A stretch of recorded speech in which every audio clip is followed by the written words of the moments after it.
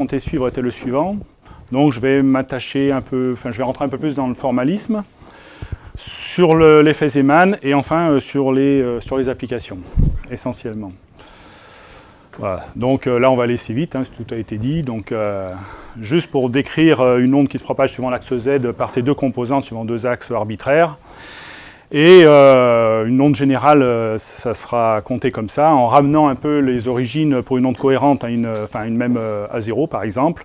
On définit donc un déphasage temporel symbolisant la phase entre les deux axes, x et y, entre les deux projections x et y.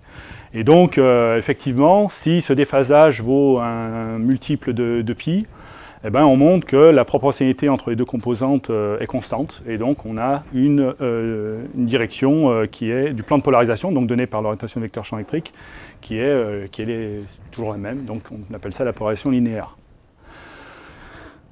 De manière générale, on a l'équation d'une ellipse pour d'un angle quelconque, et puis cette ellipse, suivant la valeur de l'angle, elle tourne soit dans un sens, soit dans l'autre, et c'est de là dont on parle de polarisation droite ou gauche. Donc quand on définit ça, on se place du point de vue de l'observateur, donc de celui qui est au-dessus, en face de la flèche, on est ici, et donc si l'onde tourne dans le sens des aiguilles d'une montre, c'est droit, et au contraire si c'est gauche. Et donc pour gauche, c'est le complément de cet intervalle. Donc ça c'est juste des coniques. Et puis, dans le cas particulier où les deux amplitudes x et y sont égales et où on a un nombre entier de fois pi sur 2, et ben on a la polarisation circulaire avec les mêmes symboles que pour l'elliptique, droite et gauche. Alors, ce qui est fondamental, c'est qu'un détecteur n'est jamais sensible au champ électrique porté par l'onde électromagnétique, par le photon. Donc, il est sensible qu'à l'énergie transportée par l'onde.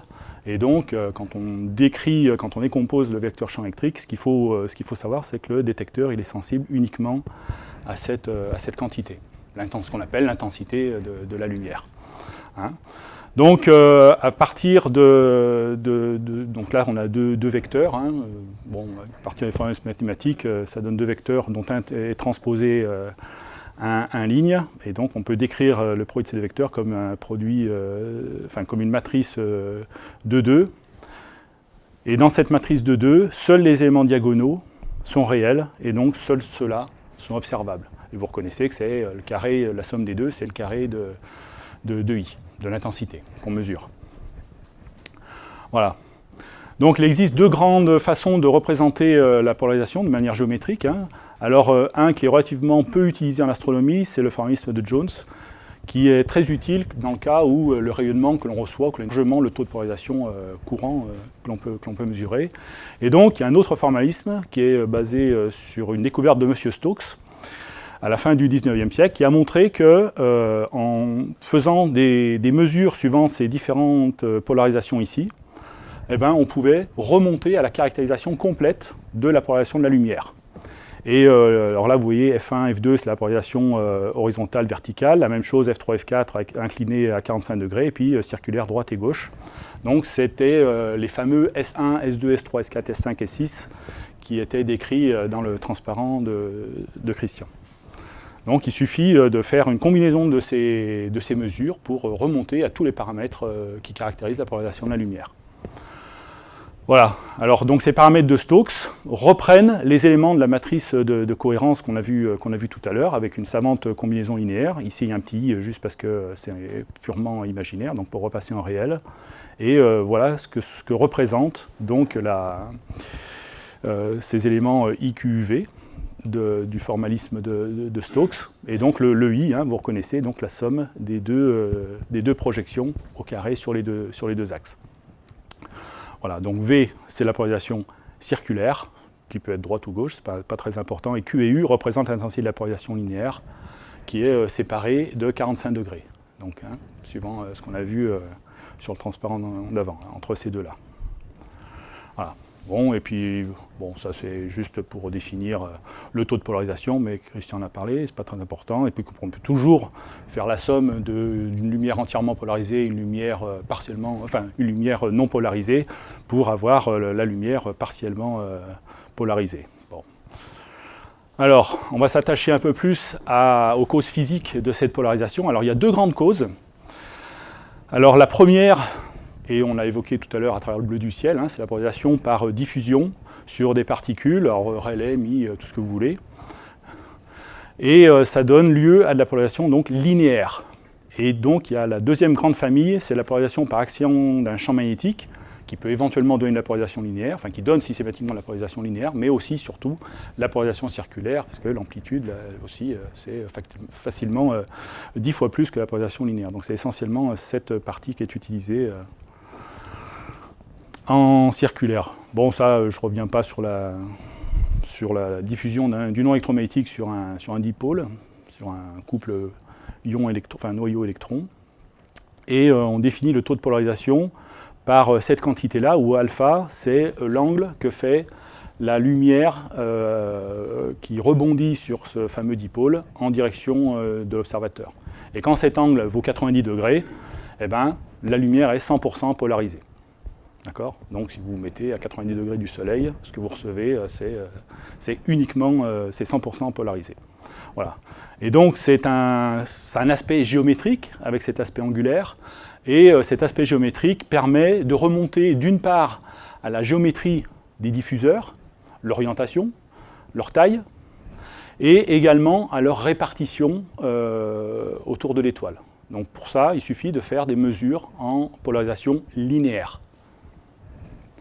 Voilà, donc voilà un cas d'application. Donc les cas courants, c'est les taches sur les étoiles, le Soleil en particulier. Et puis ici, c'est un disque circumstellaire qu'on voit beaucoup mieux en lumière polarisée, puisque ce disque il va donc diffuser la lumière de son étoile, et on le verra apparaître de manière beaucoup plus contrastée par rapport à l'optique. Ça, c'est le I, et ça, c'est une combinaison de Q et de U. Voilà. Alors je vais m'intéresser un peu plus à la polarisation circulaire, qui effectivement est celle qui domine largement les recherches. C'est 90% du temps au pic du midi, notamment. Et cette polarisation circulaire, elle émane principalement d'un effet qui est l'effet Zeeman, donc découvert lui aussi à la fin du XIXe siècle, et qui résulte de l'application d'un champ magnétique, donc tout ce qui a été dit, donc je passe. Alors, bon là je vais passer assez vite aussi, c'est juste pour vous montrer qu'il faut mettre les mains dans le cambouis si on va essayer de comprendre comment ça se passe au niveau atomique. Donc, en mécanique classique, on donne les niveaux d'énergie en fonction de l'énergie cinétique de l'électron autour du noyau et de l'énergie potentielle auquel est soumis cet électron vis-à-vis du noyau. Alors, M. Bohr a quantifié le moment cinétique autour du noyau en lui disant que ce moment cinétique, c'était un multiple du Lacèbre constante normalisée près. Et c'est ce qui donne donc les fameuses séries diverses et variées, et donc dans le visible, le Balmer. Voilà. Et donc, ça dépend d'un seul nombre qui est le nombre quantique n. Voilà, donc ça c'est pour l'hydrogène, donc vous reconnaissez ici 13,6 électronvolts avec l'énergie d'ionisation. Voilà. Alors, en fait, à ces deux termes d'énergie potentielle et d'énergie cinétique, il faut rajouter faut rajouter plein de termes pour y arriver un jour, mais enfin on va commencer doucement. On rajoute un terme qui représente le moment cinétique de l'électron autour du noyau. Et donc, ça donne naissance à un nouveau nombre quantique, qu'on appelle L, et puis ce nombre quantique, donc c'est une grandeur vectorielle, un moment cinétique c'est une grandeur vectorielle, on peut le projeter sur un axe particulier, et la projection sur cet axe particulier est elle-même quantifiée, et varie de moins L à L, L variant de 0 à n-1, où n c'est le nombre quantique précédent, qu'on a vu tout à l'heure. Voilà. Et on dit que l'atome l'état de l'électron autour de l'atome, du noyau, est défini par ces trois nombres quantiques qui représentent l'état d'énergie de l'électron. Voilà. Donc vous avez sûrement entendu parler des orbitales. Alors, quand on imagine bien des orbites, c'est parfaitement sphérique, ça correspond au cas petit l égale 0. Puis dès que L est différent de 0, donc c'est pour n supérieur à ou égal à 2, eh ben vous avez des formes déjà nettement moins intuitives pour se représenter vraiment un électron qui tourne autour autour d'un noyau. Voilà. Alors, à ceci, il faut rajouter quand même un peu de physique, mais c'est qui cette fois n'existe pas en physique classique. Parce qu'il y a un terme qu'il faut prendre en compte et qui est donc ce qu'on appelle le spin de la particule. Alors ce spin, c'est une grandeur communément cinétique, une grandeur angulaire, hein, et qui a la caractéristique d'être soit entière, soit demi-entière, fois le fameux h-bar qu'on a vu tout à l'heure. Et donc si c'est entier, on appelle ça des bosons, et si c'est demi-entier, on appelle ça des fermions. Et comme pour le grand S, c'est l'équivalent du petit L qu'on a vu tout à l'heure, et donc on définit la projection de ce grand S sur l'axe Z, et ce petit s varie, comme tout à l'heure pour le L, entre moins grand S et plus grand S. Donc par exemple, pour un électron, petit s égale, grand S égale 1,5, donc il y a deux valeurs, moins 1,5 et plus 1,5, puisque ça varie par pas de 1, toujours. C'est les grandeurs entières, les variations. Et donc finalement, l'état est représenté par ces 5 nombres entiers ou demi-entiers au pire. Alors, il y a en fait une interaction entre le moment angulaire de l'électron et le moment angulaire du spin de cet électron. Et donc, alors comme ce sont deux grandeurs vectorielles, on en fait bêtement la somme. Et par analogie avec le formalisme qu'on a mis en place pour L, qui est repris par S, on a défini deux nombres quantiques qui reprennent ces deux termes. J, qui varie entre 0 et n-1, comme le L, hein, et puis Mj, qui varie entre moins J et J. Mais à l'intérieur de ça, il y a donc et le L et le S. Voilà. Et alors quand on regarde le diagramme de l'atome, hein, donc ici, on a les subdivisions en L, d'accord, et ici, on a à nouveau les subdivisions en S.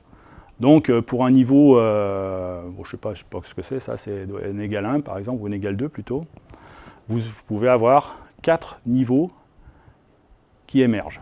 Donc vous augmentez le nombre de niveaux d'énergie accessibles au système en rajoutant des termes physiques.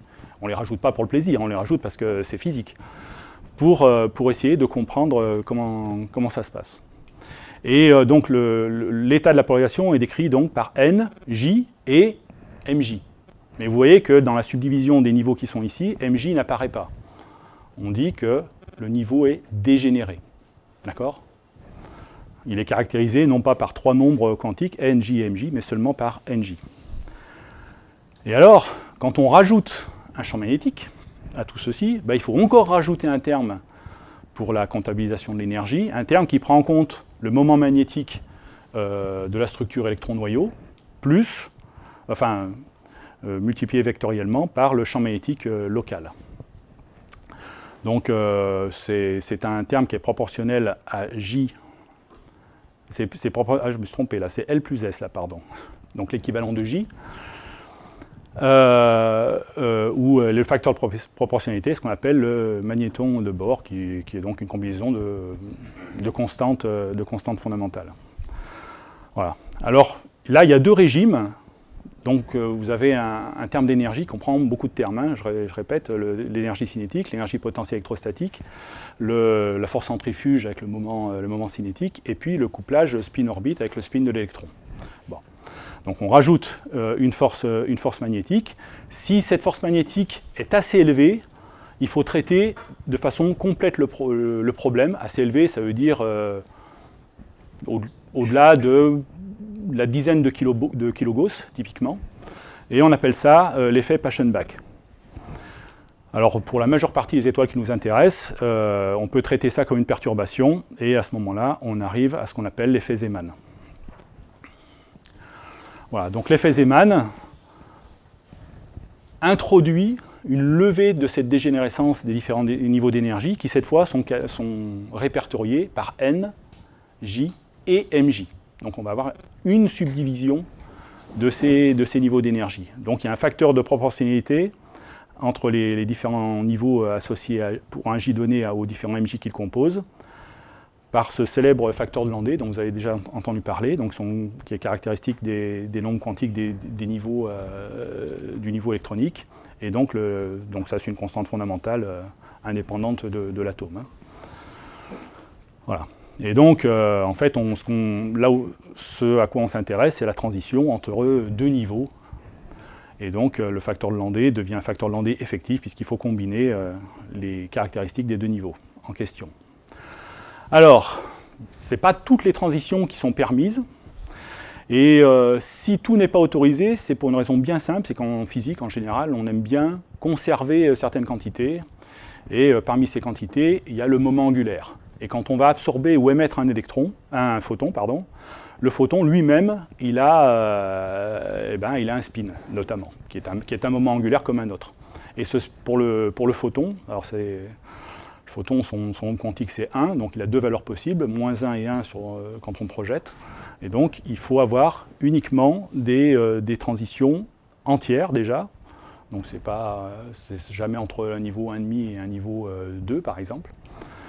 Et puis, c'est limité à 0, plus ou moins 1 pour les niveaux J, sachant que la transition J égale 1, J égale 2 égale 0 est interdite. Alors, quand on dit qu'une transition est interdite, c'est au même sens que pour les nébuleuses, par exemple. C'est interdit parce que c'est les règles de sélection qui veulent ça, mais ça n'empêche pas que ça puisse arriver, même si c'est statistiquement peu probable. D'accord ? C'est interdit, comme les transitions interdites dans les milieux très, très peu denses. Voilà. Alors, dans ces transitions, donc on a vu la transition entre des J donnés, on a aussi des transitions permises entre des MJ donnés, qui sont du même tonneau, 0 et plus ou moins 1. Donc une transition où on ne change pas la valeur du nombre quantique, ça correspond à une composante qu'on appelle la composante pi, qui est une polarisation linéaire de la transition. Et quand on a une variation de plus ou moins 1, qui correspond donc aux deux niveaux d'hélicité, circulaire droite ou circulaire gauche, eh ben, on a la composante sigma, qui est la polarisation circulaire. Voilà. Donc, typiquement, quand on a une composante J, on peut avoir 3 composantes suivant MJ. Donc c'est ce qui est schématisé ici. Vous remplacez tous les L par des J ici, et vous aurez le bon formalisme. Donc entre J égale 1 et J égale 2. Donc J égale 2, vous avez MJ qui varie entre moins 2, moins 1, 0, 1, 2. Et donc, en tenant compte des règles de sélection, vous pouvez avoir 9 transitions. Mais ici, on a MJ égale 1, MJ égale 0, et MJ égale 1, MJ égale 0. Ça sera le même écart entre ces transitions. Donc finalement, au total, on a 3 fois le même système, si vous voulez, on va se retrouver uniquement avec 3 composantes. Delta MJ égale 0 ici, donc la composante pi, linéaire. Et delta, alors ça dépend, je vais y revenir après, ça dépend de l'orientation également du champ, et MJ égale 1, qui sont ici. Donc voilà. Donc ça aussi, ça a été montré par Christian. Donc typiquement, quand vous n'avez pas de champ, vous avez une transition qui est isolée, toute seule. Et puis, dès que vous appliquez un champ, si le champ est orthogonal à la direction de visée, vous avez 3 composantes, et l'amplitude de ces 3 composantes, elle est donnée par cette expression, où psi, c'est l'angle que fait le champ magnétique avec votre axe de visée. Et puis vous avez, dans le cas de la composante parallèle à l'axe de visée, eh ben, deux composantes. Celle-ci disparaît entièrement. Et ces 2 composantes sont polarisées circulairement. Voilà, donc ça c'est le schéma que vous avez vu tout à l'heure. Donc juste pour donner l'expression, V, c'est proportionnel à la projection du champ magnétique, donc le B parallèle que vous a montré Christian. Q ou U, il suffit d'inverser les deux, c'est proportionnel. Alors cette fois c'est quadratique au niveau du champ magnétique, mais on s'intéresse en général à des champs faibles, ce qui fait que, donc ça c'est une parabole, c'est largement en dessous de la droite représentée par la proportionnalité ici. Donc c'est pour ça que le Q ou le U, la polarisation linéaire, est généralement négligée quand on s'occupe du champ magnétique dans les étoiles. Voilà. Et donc le B cos psi, on va l'appeler B longitudinal pour projection suivant nous. Voilà, polarisation linéaire donc négligeable pour l'effet Zeeman. Voilà, donc ça c'est les expressions reprises. Alors c'est pas tout à fait les mêmes valeurs de champ, même valeurs de longueur d'onde, mais enfin l'idée y est. C'est que ce qu'il faut en retenir de tout ça, c'est que cette séparation des composantes atomiques est impossible à réaliser, à part pour l'étoile bien connue qui est le Soleil. Où là on a des photons à profusion et effectivement on peut voir le dédoublement des raies. Voilà.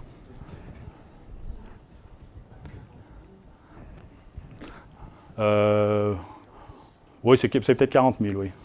Tout à l'heure, le delta lambda, l'ordre de grandeur de delta lambda de champ, c'était 0,14. Et là, c'est 0,12. Ouais. Alors tu avais pris moi, le facteur de Landé, j'ai pris un truc, ça doit être G égale 1, donc ça ne va pas changer ici. C'est ton delta lambda qui introduit le facteur 10. Ouais, bon, il faut refaire l'application numérique ici. Non, mais est-ce que tu es sûr du delta lambda? Non. Mais tu as le temps de le calculer.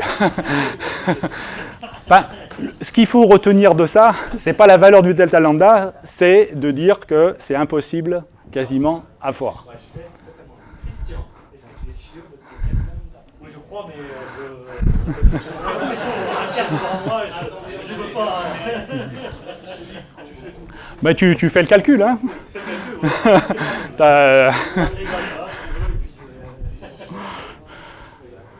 Voilà. Voilà. Et donc, on fait de la spectropolarimétrie. Voilà. Ça, c'est vu. Donc, alors là, on prend les polariseurs retardateurs dont a parlé Christian. Donc, l'idée... Je m'excuse, mais Pardon. j'avais 10% de gauche, j'avais pris 6500, je crois, sur le carré du lambda et tout ça. Donc, quand on fait le calcul, tu verras qu'on est cohérent tous les deux. Je suis persuadé. Voilà. Enfin, en tout cas, c'est beaucoup. Ouais, c'est Voilà. R égale beaucoup. Ça fait un peu entre nous, c'est un, deux, beaucoup. Ça me suffit, moi. Voilà, donc, en ajoutant des polariseurs, on peut modifier le déphasage d'une voie par rapport à une autre. Et on peut montrer que le module donc, de l'énergie, l'intensité, est valable, enfin est modulé suivant l'angle θ de l'écart entre le plan de polarisation et l'axe X ou Y, je ne me rappelle plus lequel, c'est pas très important, et delta, le retard d'une voie X par exemple par rapport à la voie Y. Voilà. Et donc, la formule globale, c'est celle qu'avait donnée déjà Christian tout à l'heure, donc avec deux angles suivant polariseur et retardateur. Et comme l'a très bien expliqué Christian, pour mesurer ces paramètres de Stokes, il faut absolument faire deux mesures, et si possible, simultanées. En choisissant les bons angles. Hein. Donc là, pour avoir le I, bon, le I, c'est pas le plus difficile, hein, mais pour avoir les trois autres, il faut absolument faire une manip dans laquelle les deux... on a un déphasage de 90 degrés entre les deux voies. Et il faut donc que les conditions soient stables, de façon à pouvoir comparer si on ne les fait pas en même temps. Ou alors, on essaye de les faire en même temps. Donc là, il y a plusieurs bidouilles, et la plus importante, c'est d'utiliser des propriétés de bris-réfringence d'un cristal qui possède deux axes, donc un axe optique dans lequel la propagation de l'onde va à la vitesse classique dans le matériau, et puis dans un autre axe, enfin n'importe quel autre axe dans lequel la propagation est plus lente. Donc ça va introduire naturellement un déphasage entre les deux voies. Et si on accole deux pièces optiques de ce style-là, on a ce qu'on appelle un prisme de Wollaston, dans lequel à l'entrée, on sépare la polarisation qui est linéaire alors il faut que ce soit linéaire à l'entrée, en deux polarisations linéaires mais orthogonales entre elles. Alors évidemment, on divise dans chacune des voies le nombre de photons par deux. Hein. C'est très consommateur. Voilà.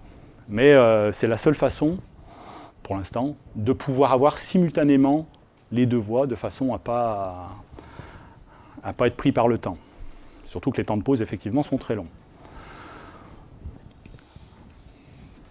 Voilà, alors un détecteur ne peut mesurer que les photons polarisés, que les photons polarisés ou non, il faut que le paramètre... Ah oui, donc ça c'est toute cette philosophie, tout ce que je raconte ici, c'est pourquoi il faut mettre un système de filtres polariseurs avant ce prisme de Wollaston. Alors donc là on revient au formalisme de Stokes dans lequel on a des matrices, hein, donc des matrices 4-4 puisque vous avez des vecteurs qui sont 1-4. Et donc, ça, c'est l'angle de la polarisation, c'est l'angle du polariseur. Donc, la différence entre le plan de polarisation de l'angle incidente et l'axe optique du polariseur. D'accord ? Et le Wollaston, qui est le produit de deux prismes accolés, eh ben, vous avez deux matrices, en fait, qui sont distinguées par juste le signe de ces composantes. Et finalement, quand vous introduisez à l'entrée un certain vecteur de Stokes, vous vous retrouvez à la sortie avec un vecteur de Stokes qui va être différent, ce ne sera pas les mêmes I, Q, U, V ici. Il faudra juste multiplier le vecteur d'entrée par cette fameuse matrice de transfert. Voilà.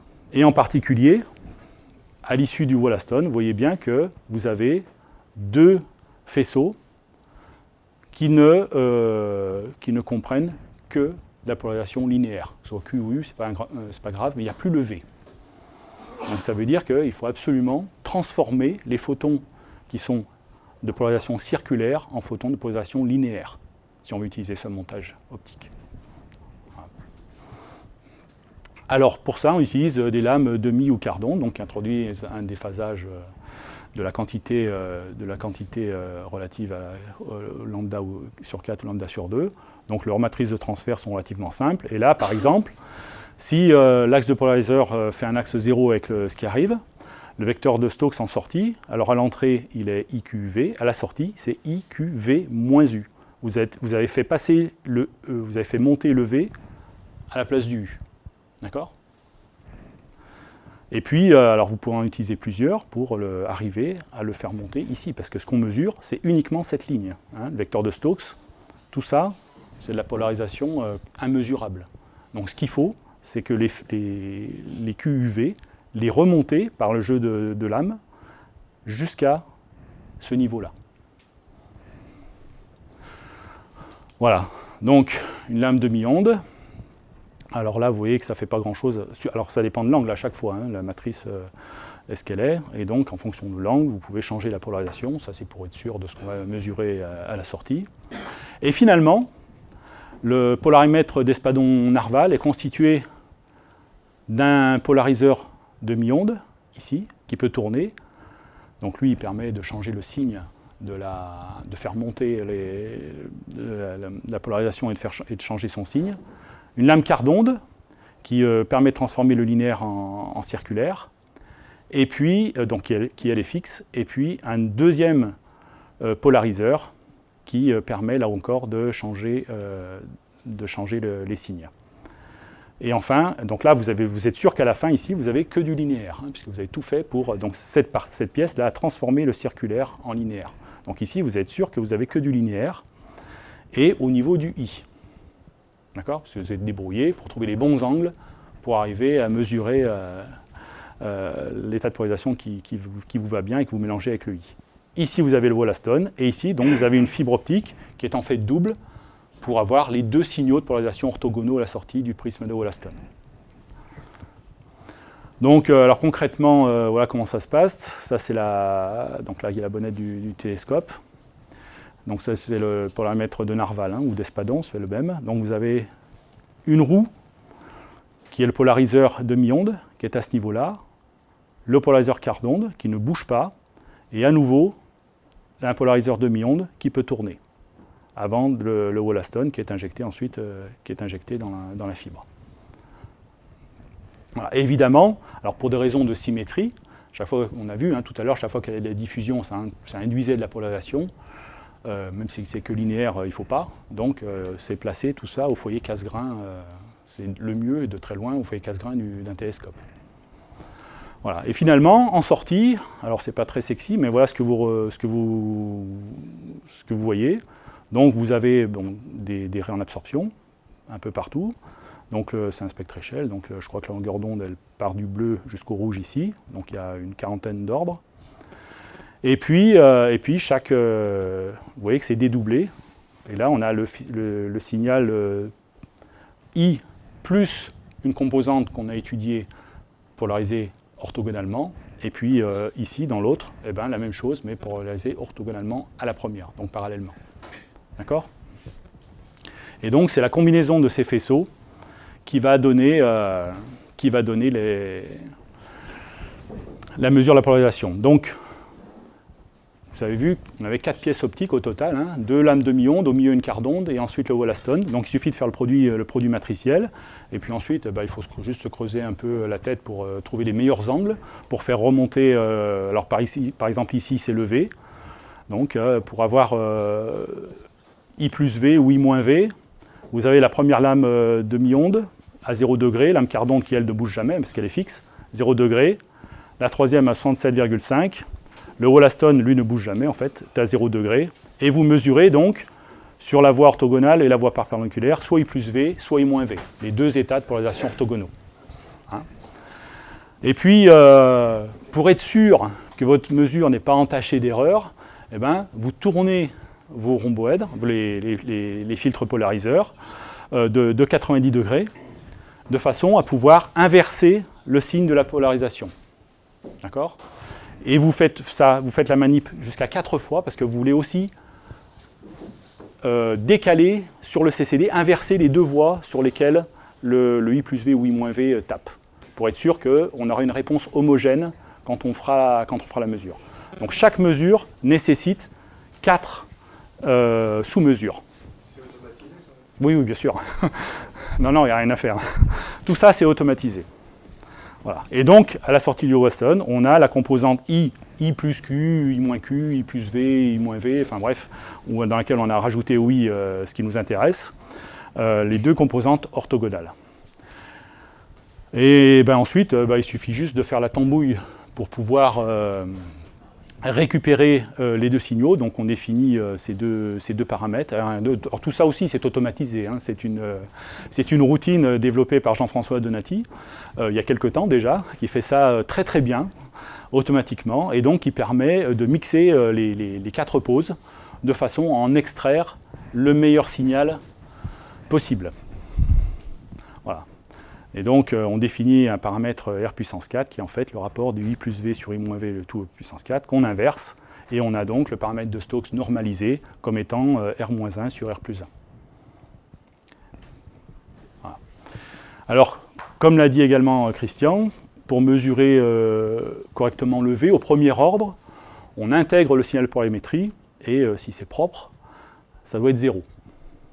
Puisque les deux lobes doivent se compenser. Alors là, on essaye de faire ça un peu plus finement, mais même si les deux marchent, mais là, ce sera plus précis. Donc, pour avoir un signal nul, il faut juste que R soit égal à 1 ici.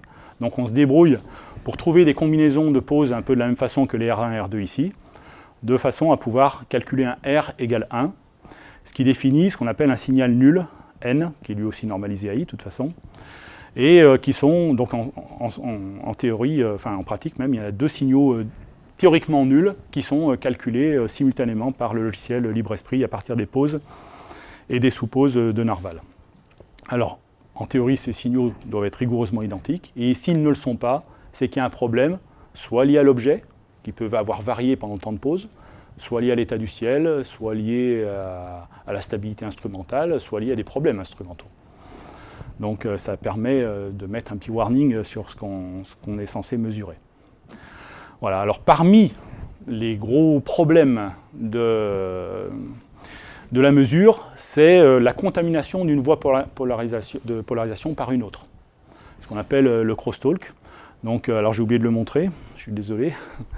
Voilà, ici, vous avez le faisceau qui arrive, et ensuite ce faisceau, il est collimaté par... alors d'abord, il est corrigé de la réfraction atmosphérique, et puis il est surtout collimaté par une pièce optique qu'on appelle ici le AAA, qui va réimager, si vous voulez, en faisceau parallèle ce qui vient du télescope. Donc c'est une pièce optique qui amène beaucoup de problèmes, parce que c'est un élément dans lequel qui est traversé par la lumière, Et donc, les contraintes sur ce filtre optique va induire une contamination d'une voie par rapport à une autre. Donc ici, c'est une étoile un peu du même style que les AP que vous a présenté Christian. Hein. Donc c'est une étoile AP, donc son champ magnétique V est la seule composante réelle. Donc ici, on l'a divisé, le V, vous voyez, on l'a divisé par 100, donc il est tout petit. Mais vous voyez que la composante Q, en bleu ici, elle suit parfaitement la variation de la composante rouge. Donc le signal linéaire que vous voyez ici est uniquement induit par la composante circulaire. Et ça va dans les deux sens. Hein. Ça, c'est une étoile qui est purement V. On pourrait avoir la même chose pour la diffusion. Et puis, ce que vous voyez en dessous, c'est des signaux N. Et vous voyez que le signal N, alors cette fois du U, ici, est contaminé par la forme du signal V également. Donc, tous ces petits problèmes, il faut en tenir compte quand on fait les interprétations de ce que l'on fait. Et donc, le crosstalk, c'est-à-dire le pourcentage de contamination d'une voie, ça représente sur Narval environ 3%.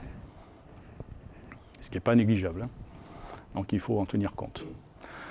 Est-ce qu'on peut appeler ça des interprétations ? Oui. Oui. Alors, surtout pour ce terme-là. Ici, c'est vraiment un mélange. Un mélange de la matrice de transfert du AAA qui vient foutre le... voilà. Et en dessous, c'est vraiment de l'intermodulation entre les voies. Voilà. Alors, à quoi ressemble le signal V? Donc, le signal V, on l'a un peu vu tout à l'heure. Hein, donc, c'est une expression plus ou moins importante, mais qui est conditionnée par la forme du profil I. C'est surtout ça qu'il faut voir. Et cette forme du profil I, quand vous allez observer votre signal de polarisation, la polarisation circulaire droite et la polarisation circulaire gauche vont être, en première approximation, la dérivée du profil I. D'accord ? Ça, j'ai pas de transparent, mais tu as bien fait de le montrer pour ça. Voilà. Alors, c'est très dur de travailler sur une seule raie. Alors, ça dépend ce qu'on fait. Sur une étoile AP, on peut facile. BP également. Mais en général, on s'intéresse à des raies, à des signaux faibles ou des étoiles faibles. Et le signal sur bruit requis, quand on a des signaux qui sont relativement faibles, il est assez élevé, puisqu'il ne faut pas avoir peur d'aller chatouiller les 1000, voire plus. C'est pas rare qu'on ait plusieurs dizaines de milliers dans ce qu'on veut mesurer à la sortie. Et donc pour les atteindre, il faut user je ne sais plus qui en a parlé tout à l'heure, c'est par ici. Il faut utiliser des processus de corrélation pour essayer de rassembler toute l'information qui peut exister au niveau de la polarisation dans les différentes raies qui sont dans le domaine spectral. Donc ça veut dire qu'on a intérêt à utiliser le plus grand domaine spectral possible. Et donc toujours pour Narval, ce domaine spectral, il va de 370 nanomètres jusqu'à un peu plus d'1 micron. Voilà. Donc ça nous permet de récupérer pas mal de raies intéressantes. Elles ne le sont pas toutes. Hein. Les raies fortes sont moyennement. Leur variation n'est pas linéaire avec la polarisation. Donc, mais enfin, on peut récolter facilement plusieurs milliers jusqu'à 10 000, 15 000 raies. Et donc, vous augmentez votre signal d'un facteur 100 facile sur ce que vous mesurez. Donc, cette méthode, c'est ce qu'on appelle la méthode LSD pour Least Square Deconvolution. Et c'est ce même Jean-François Donati qui l'a mise en pratique et qui, pour l'instant, n'est pas détrôné. Voilà. Alors, pour ça, plutôt que de sommer des raies avec des longueurs d'onde, on calcule tout sur une grille par effet Doppler en vitesse radiale. Et donc, ce que vous voyez ici, c'est l'expression qu'on avait montrée tout à l'heure, mais en fonction de la vitesse associée par effet Doppler au profil de raie. D'accord ? Donc, toutes les raies, on les met sur une grille en vitesse radiale et on les somme toutes. Donc, c'est assez basique comme processus. Le plus difficile, c'est de choisir les raies, et de très loin. Et voilà, donc, alors ça aussi, on l'a vu. Donc, ça, c'est une raie... Alors on va commencer par celle-ci, c'est peut-être plus visible. Donc là, c'est un champ de 1 kG. Donc ça, c'est le profil d'intensité. Les deux composantes de polarisation, donc droite et gauche. Et la somme des deux. Alors chacune est décalée du fameux delta lambda de tout à l'heure, du 0,0 quelque chose. Et quand vous faites la somme, voyez le signal, le fameux S, apparaître ici. Donc ici, c'est le cas d'une polarisation qui est positive. Si on avait eu le contraire, ça aurait été un champ magnétique négatif. Bon, ça, c'est une convention. Donc vous voyez l'échelle, hein, ici, c'est environ 2 centièmes. Quand on a un Gauss, là, vous voyez, c'est 2, 10 moins, je ne sais pas combien, mais pas beaucoup, 2, 10 moins 5. Donc c'est pas beaucoup. Hein. Narval, on arrive, un Gauss, c'est les limites de l'instrument Narval. Voilà. Donc il faut, quand vous voyez des amplitudes pareilles, c'est pour ça que ça veut dire qu'il faut avoir un excellent signal à bruit. Hein. Voilà. Donc, bon, ça c'est un cas d'école, hein. Vous voyez bien les deux lobes qui existent dans l'arrêt. Alors, Narval, comme Espadon, comme beaucoup, fonctionne maintenant uniquement dans les raies, donc on se débrouille pour ça va être parfaitement aligné. Et puis vous devez avoir le changement de lobe exactement au centre de l'arrêt à la vitesse 0. Donc ça c'est le profil de corrélation pour I, le profil de corrélation pour V, et on a utilisé donc 3400 raies. Donc c'est un champ fort, hein, c'est 1 kg/Gauss, donc c'est énorme. Enfin c'est énorme, c'est normal pour une étoile AP. Voilà. Alors ça, c'est un champ nettement moins fort, puisque c'est de l'ordre du Gauss. Et c'est le cas de Betelgeuse. Donc ici, c'est le signal I. Donc là, c'est à deux périodes différentes, hein, séparées d'à peu près 1 an. Alors ce que vous voyez ici, en bleu et en rouge, alors les deux sont du linéaire, il y a Q et U. Bon, vous voyez que ça ne suit pas exactement la même forme, mais enfin c'est pas mal. Ici non plus. Donc il y a une évolution sur 1 an, c'est déjà ça que ça veut dire. Le profil en orange, qui a été augmenté un peu, c'est le profil en V. Donc nettement plus bruité, parce que très difficile, on est à la limite de l'instrument. Ça c'est le signal N, bon pas trop pollué. Et ce que vous voyez ici, c'est le taux de polarisation, donc qui est simplement la somme de Q2 plus U2. Ça, je suis désolé, on ne voit pas trop. Mais enfin, c'est le signal de polarisation purement linéaire. Donc vous voyez clairement, alors soit ici 1, soit ici 2, soit ici 1 et 2, vous avez à chaque fois 2 lobes. Et ces 2 lobes signifient que vous devez avoir 2 zones diffusantes sur l'étoile. D'accord ? Alors donc on peut, à partir de là, bon, regarder l'évolution sur plusieurs nuits. Il y a typiquement un spectre par mois, hein, avec la coupure de maintenant, puisqu'on ne peut plus l'observer, Betelgeuse. Voilà. Donc on peut suivre cette évolution, et à partir, donc vous vous rappelez, hein, Q et U, c'est 2 projections séparées de 45 degrés. Donc on peut arriver, en connaissant l'orientation du polarimètre sur le ciel, à remonter à la géométrie des zones diffusantes sur l'étoile ou autour de l'étoile. Alors ça a été fait, et voilà ce que ça représente. Donc les 2 zones, il y a 2 zones de polarisation, hein, puisque vous avez vu qu'il y avait plus ou moins 2 lobes un peu partout.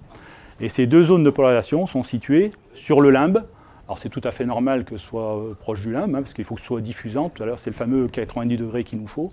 Comme pour le Soleil, hein, on le voit, la diffusion essentiellement sur le bord du Soleil. Donc là, c'est pareil. Il faut que ce soit plutôt sur les côtés. Et vous voyez l'évolution au cours du temps, bon, relativement lente hein, quand même, mais de ces 2 tâches.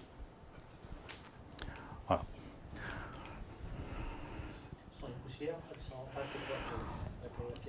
Alors, a priori, ce serait associé à des structures brillantes sur l'étoile, qui seraient, comment ?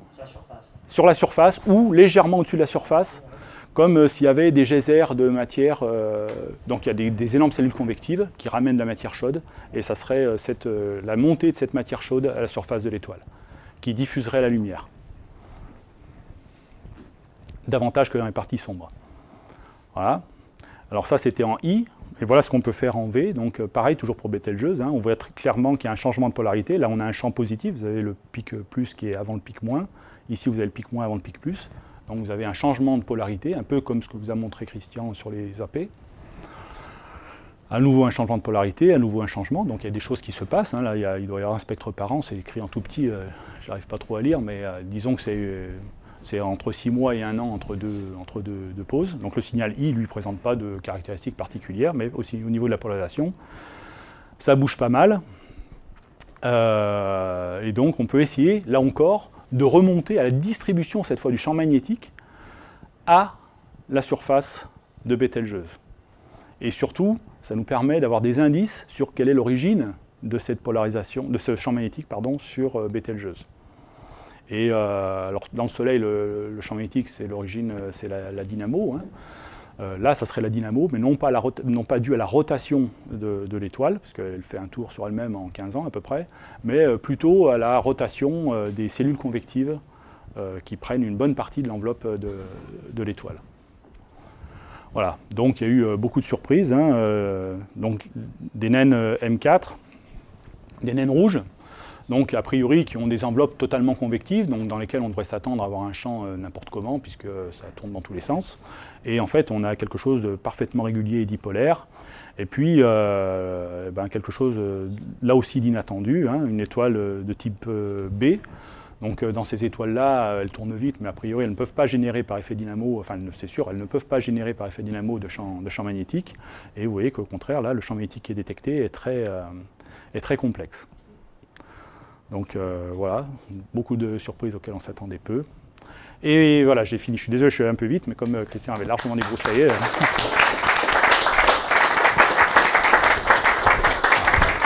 Donc le barillet est là, la bonnette ici, et puis ça se voit pas très bien.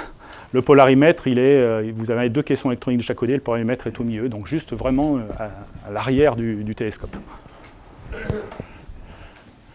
question, un truc qui s'adresse finalement autant à toi et à Gérardo, parce qu'un spectro, c'est une réponse très anisotrope en polarisation, donc il vaut mieux l'attaquer avec une polarisation circulaire, enfin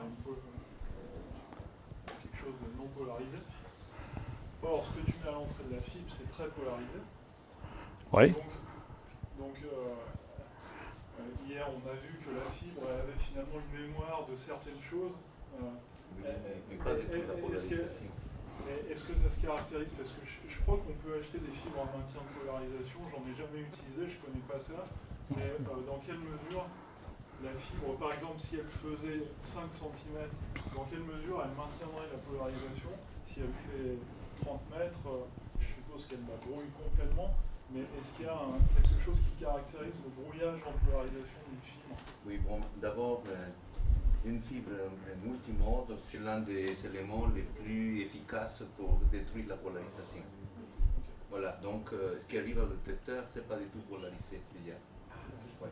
Bon, et deuxièmement, il y a des fibres en matière de polarisation, mais il faut qu'ils soient single mode, avec une géométrie spéciale. Voilà. Mais dans ce cas-là, ce n'est pas nécessaire, et encore, c'est ça ce qui est vraiment fantastique du périmètre de Christian, c'est que juste avec des polariseurs il peut arriver à faire quelque chose qui met en évidence les champs magnétiques et tout.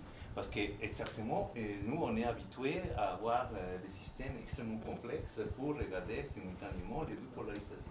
Or, justement, la première fois que tu regardes ça, c'est qu'il faut absolument faire une observation simultanée des 2 états de polarisation. Or, c'est pas vrai, donc c'est fantastique. Des limitations, parce que le champ magnétique que j'observe est relativement fort. Voilà. Et ce que tu as dit, sur l'effet détecteur, enfin tout ça peut effectivement, bon, je n'ai pas cette inversion et toutes ces choses-là. Ah oui. C'est vrai que, alors je fais attention quand même, j'essaie d'avoir la polarisation de l'une, mais je triche un peu pour l'obtenir. Je reproduis l'observation et je me dis, est-ce que j'ai pas une évolution temporelle? Déjà ça, qui est déjà pas mal à surveiller, mais il peut y avoir des effets instrumentaux que je ne vois pas. Mais il faut reconnaître que j'ai eu une bonne surprise de voir que ça fonctionnait quand même malgré tout. Donc on a un point de précaution, et c'est vrai que mon habitude de spectro montre qu'en calibrant bien les données, en travaillant correctement, on arrivait quand même à avoir un signal propre, photométrique, radiométriquement, photométriquement, et donc effectivement sortir la polarisation. Mais c'est un peu fastidieux quand même. Il faut quand même faire à mesure. Ouais. Là aussi, c'est pas automatique. Donc là, c'est tout automatisé. J'avais une belle manette.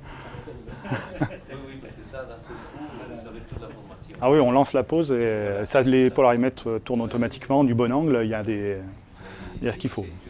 Ah oui, avec la petite molette de 90 degrés. Mais ça, voilà, c'est très beau.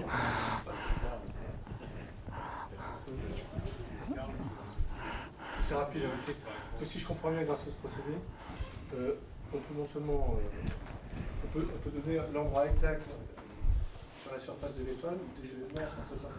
Non, on ne peut pas donner... Sur le schéma quand même. Ouais, non, non. C'est bien posé à certains endroits. Ouais, alors, il y a plusieurs choses, il y a beaucoup d'hypothèses, comme toujours. Hein. Ouais. Alors déjà, par construction, il y a une symétrie dans ce sens-là. Là. On a exactement le même signal si la tâche est là.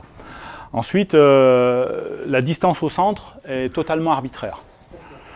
On sait que ça doit être proche du limbe pour produire la polarisation que l'on observe. Et on s'est servi, pardon, c'est dans l'autre sens, on s'est donné une vitesse d'expansion et on a calculé le pourcentage de cette vitesse d'expansion. Donc on se l'est donné de manière totalement ad hoc. Hein. Et le décalage Doppler qu'on voit ici a modulé cette vitesse d'expansion. Ça nous a permis de la placer par rapport au centre de l'objet où est la tâche. Donc il y a deux incertitudes. Il y a celle-ci, la distance au centre, plus l'incertitude par rapport, la symétrie par rapport au centre de l'étoile. Voilà. On peut quand même mesurer la vitesse de rotation. Alors là, ah oui, non, je me suis mal exprimé. C'est pas la vitesse de rotation. Là, si ça bouge, c'est pas dû à la rotation. C'est dû au déplacement des zones diffusantes liées au mouvement convectif. Là, il y a quoi? Il y a 4 ans, il y a 3 ans, il y a 2 ans même. La période de rotation de l'étoile, c'est 17 ans. Donc là, on est sûr que c'est lié au mouvement intrinsèque dans les couches de l'étoile, qui sont très loin d'être, enfin, qui sont pas loin d'être supersoniques, hein, parce que les vitesses, c'est de l'ordre de la dizaine de kilomètres par seconde. La vitesse du son, c'est une étoile très froide, hein, Betelgeuse. C'est 3500 degrés, donc c'est environ 5 km par seconde, donc c'est entre guillemets supersonique. Sauf que ça produit ni les dédoublements, ni l'émission, ni rien du tout. Mais voilà. Tu as montré qu'on utilisait un masque pour mélanger plein de raies et augmenter le rapport simulation-bruit. Si je ne me trompe pas, c'est un masque qui prend toutes les raies exploitables de toutes les espèces chimiques. Ou alors, est-ce qu'on filtre par espèce chimique éventuellement? On peut tout faire. C'est nous, on construit notre propre masque. Donc dans les masques qui ont été utilisés ici, on a enlevé par exemple toutes les raies de résonance. Toutes celles qui avaient des transitions vers le fondamental, on les a virées. Toutes les raies fortes. Oui, toutes les raies fortes. Pas de sodium, pas de strontium, je ne sais pas combien, voilà. Toutes ces transitions qui ne réagissent pas tout à fait comme les autres. Dans l'ensemble des études, ça montre le magnétisme global, mais après on peut aussi avoir le magnétisme différentiel d'une espèce à l'autre et du coup remonter à la... Alors c'est difficile à voir. Alors effectivement, c'est ce qu'on peut faire, et c'est ce qu'on fait, mais on peut difficilement le mettre en évidence pour VQU. Là on est à la limite et il faut beaucoup de raies. Par contre pour le I, très bien. Ça marche très très bien. On peut voir les effets de propagation des ondes, soit tangentielles, soit en fonction de la température, enfin en fonction de l'altitude. Bon, bah merci encore à Philippe. Hein.